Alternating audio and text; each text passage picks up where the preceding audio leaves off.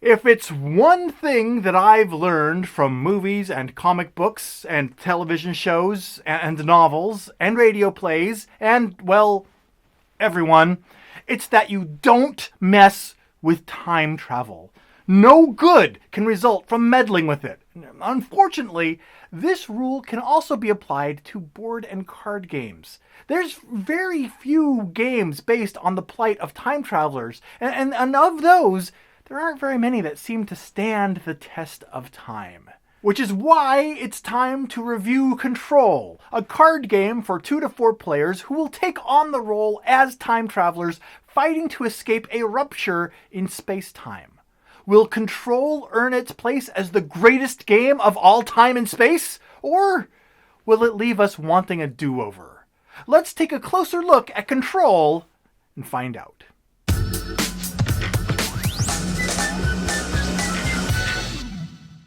In Control, players are time travelers who have been caught in a rupture in space-time and are now displaced outside of time itself.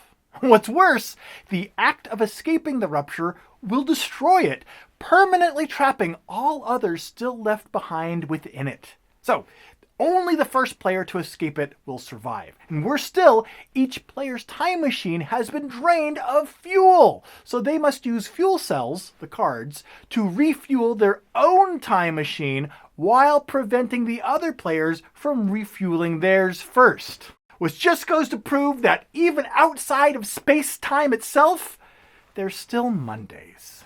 To escape the rupture, a player will need to install fresh fuel cells within their ship. 21 units of fuel cells to be exact. The first player to have 21 or more fuel cell units installed in their ship at the end of their turn is able to return to reality while permanently stranding their opponents outside of space-time, lost forever. This will be accomplished with the game's components, which include 1 rulebook, 5 timeline tokens for tracking wins if playing multiple rounds, and 54 cards. To set up the game, the deck is shuffled and each player is dealt 5 cards.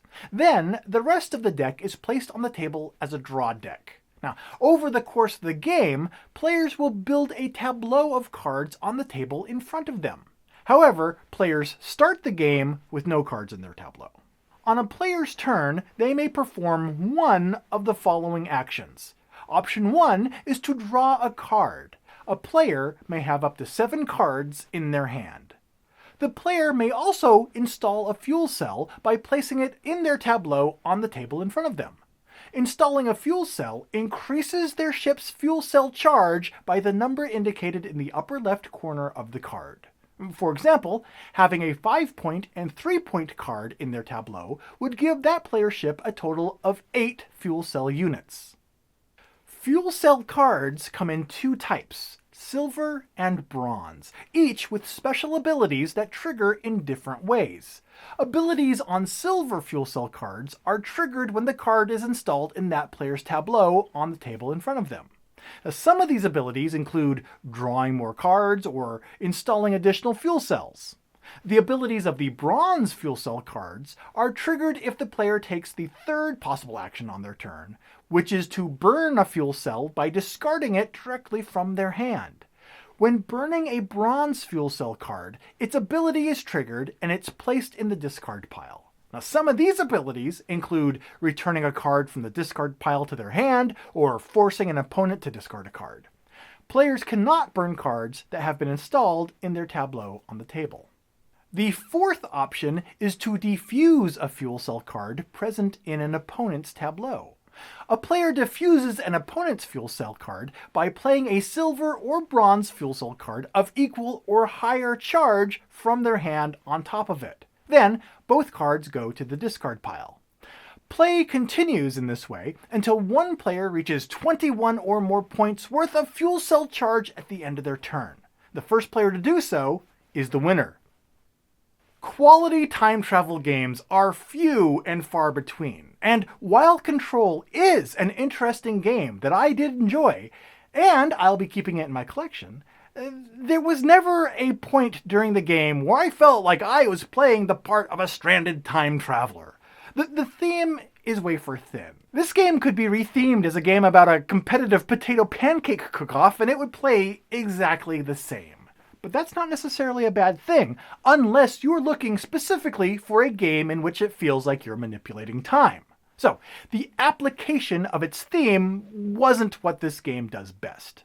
But what it does do well is to be a fast, combo-driven hand/tableau management game that encourages, if not enforces, player interaction. Because if you don't interact with your opponent to actively work to dismantle their tableau, this game will be over before you know it. I mean, seriously, it's fast. It sneaks right up on you. Some games that I played were over in less than 3 minutes. You have to play this game aggressively or you will lose, which I discovered after not playing my first few sessions of the game aggressively enough.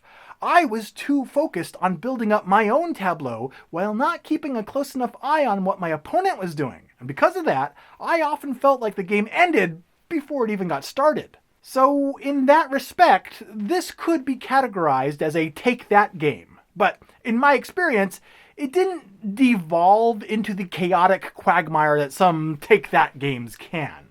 Now, the game's quick pace and urgency of the player interaction can also possibly be modified by playing to a higher target than 21 points, or trying some of the variants that are suggested in the rulebook. So, I'd recommend giving Control a try in order to see if it's a card game that's a good fit for your own collection. But as for now, I'm out of time. So for more board game news, reviews, and commentary, be sure to subscribe to both the Pair of Dice Paradise and Dice Tower YouTube channels, and follow us on Facebook and Twitter for more board game conversations as well. And in the meantime, I've been Chaz Marler from Pair of Dice Paradise, and take care. Thanks so much for watching the Dice Tower videos. Find more great videos and reviews as well as our top-rated audio podcast at Dicetower.com. You can also find other great shows at Dicetowernetwork.com. I'm Eric Summerer, and you've been watching The Dice Tower. The Dice Tower is sponsored by Cool Stuff Inc., where you can find great games for great prices. Cool stuff in stock. Check them out at CoolStuffInc.com. When I was 17, I played what people told me. Played lots of Risk and let Grandma win Monopoly. But that was long ago. Now I've got control. Never gonna stop. Control. Play what I want.